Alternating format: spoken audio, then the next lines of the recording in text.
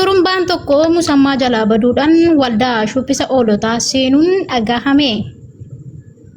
Turumbichi jaalala shubbisaatiin booji'amuun hoolota qixxee seenee sagalee hamaa baasuudhaan hoolota gurra dadhabsiisaa jiraachuun dhagahameera.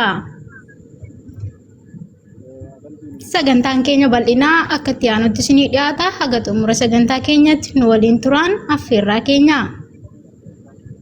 BBC TV Gaaddisa Gareeshaadha. Miseensonni Gareeshaadhaa jalatti barnoota jalqaban gammachuu guddaadhaan barnoota hordofaa jiraachuu beeksifameera. Sababa boo'icha garee kasaaraatiin gatiin sooftii persentii 75 ol ka'uun warshaan oomisha sooftii beeksiseera.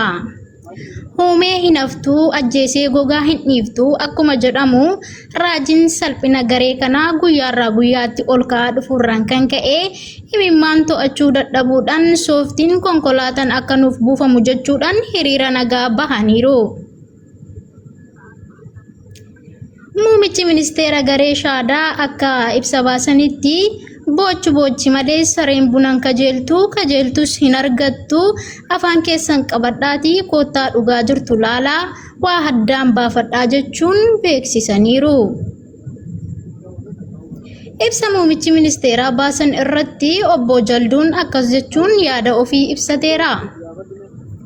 Silaa maal jechuu keessanii nutu beekumsa beekamoo beekumsatu nu beekaa waa adda baafachuu dandeenya kuni murtii duguggaa garee kasaaraati malee waan biraatii miti jechuun komii dhiyeeffateera. Itti dabaluudhaanis sababa nuti isin mormuudhaaf jecha waan lagaa fi baddaa walitti firoomsinee fiduudhaan salphannee gallee mana keenyatti gallee boonyuun namoonni hedduun boochiftoota nuun jechuudhaan nu waamaa jiraachuun isaanii ni beekama jechuun obbo Jalduun ibsateera. Kabajni luka baasee dirree bahuun milishaa Gareeshaadhaatiin to'annoo jala ooluun miseensi Gareeshaadhaa beeksiseera. Kabajni kun eessaa akka dhufe wallaaluudhaan qorannoon mana yaalaa ragaa jiruun DNA yookaan qorannoo dhiigaa isaa gaafa ilaalamu jaldoo fi bartoota isaa ta'uu irraa ragaan mana yaalaa mirkaneesseera. Sababa waakii garee jaldoo fi barattoota isaatiin kijibni mana murtii Gareeshaadhaatti dhiyaachuun ragaa baayibilaa fi quraanarraa itti mirkanaa'een adabbii du'aa argachuu akka qabu manni murtichaa murteesseera. Sababa kanarraan kan ka'e ilmi keenya kan sababa kanarraan ka'e barsiisaa barattootaa fi afuura walitti makuun sadan abboota tokko taanee arganne darbee hin callisnu jechuun harraba jalqabuun isaanii ni beekama. Turumbaan tokko musammaa jalaa baduudhaan waldaa shubbisa oolotaa keessa seenuun dhagahame. Turumbichi jaalala shubbisaatiin booji'amuun hoolota qixxee seenee sagalee hamaa baasuun hoolota gurra dadhabsiisaa jiraachuun isaa dhagahameera. Sababa kanarraan kan ka'e hoolonni baay'ee of shakkanii gadi jedhanii marga dheeduun rakkoo itti ta'uu beeksisaniiru. Akka dura taa'an hoolota obbo Jaldoo Bakum jedhetti nuti maal qaba osoo hamma oolaa taanee hoolaa maqaa nyaannu kan nu fakkaatuu fi akka keenyatti bakka gaheetti salphatu silaa sareedha saroota osoo taanee jechuudhaan yaada qaban ibsataniiru. Ammas itti dabaluun sababbii turumbaan kun sagalee hamaa dhageessisuun sanuu sagalee sobaa yeroo inni baasu hoolota koo qofaa osoo hin taane ana garaatu na raafama jedhee obbo Jalduun dheekkameera. Dubbii obbo Jalduu dhaga'uudhaan ministeerri baajata soogiddaa xaasaa tokko qarshii 35 qofaan bitattanii dhuguun garaa keessan qulqulleeffachuu dandeessu jedhan.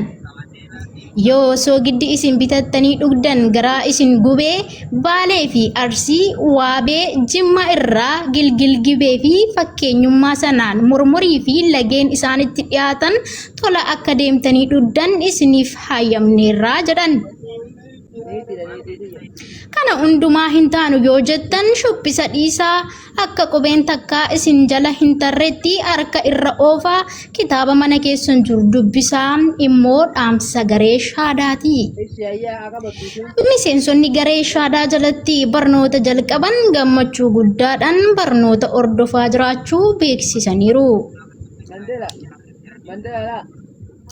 Akka barataan warra gootaa tokko jedhetti barnoonni nutti tolurraan kan ka'e osoo hin beekin taap gochaa oollee baatiriin bilbilaa irratti cufatee anis bakka ga'e hundumatti miira keessa galuun harka namaa fuula namaa fi maaddiin irratti nyaadhu hundumaa taap gochaan oolee jechuudhaan yaada isaa ibsateera.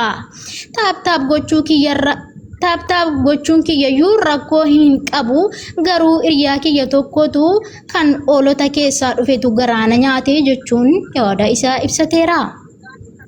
Hiriyaa kiyya takka waldaa oolotaatii shubbisa malee waan barreeffame dubbisee hin beekne baayibila itti dubbisuun gurrisaa oolaa saree dammaqxe maqaan isaallee yoo waaman waan ragaa fidii ittiin jedhaniin itti fakkaachuun achi buuteen miila bakarwaaree ta'eera. Haaluma wal fakkaatuun miseensi garee jaldoo bakum jalaa miliquun garee shaadatti dhiyaatee barataa jiru tokko komii dhiyeeffate. Komii isaatiinis namni akkamitti sa'aatii 24 osoo soba takkaa itti hin makin ragaa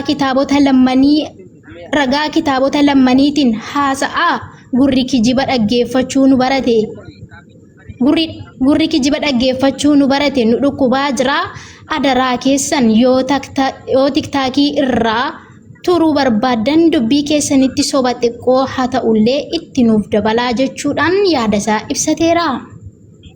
Haa ta'uyyuu malee ustaazonni garee shaadaa hadii uffachuun beekamna haqa dubbachuun jaallannaa soba kee fudhadhuu badi jechuun salphisaniiru.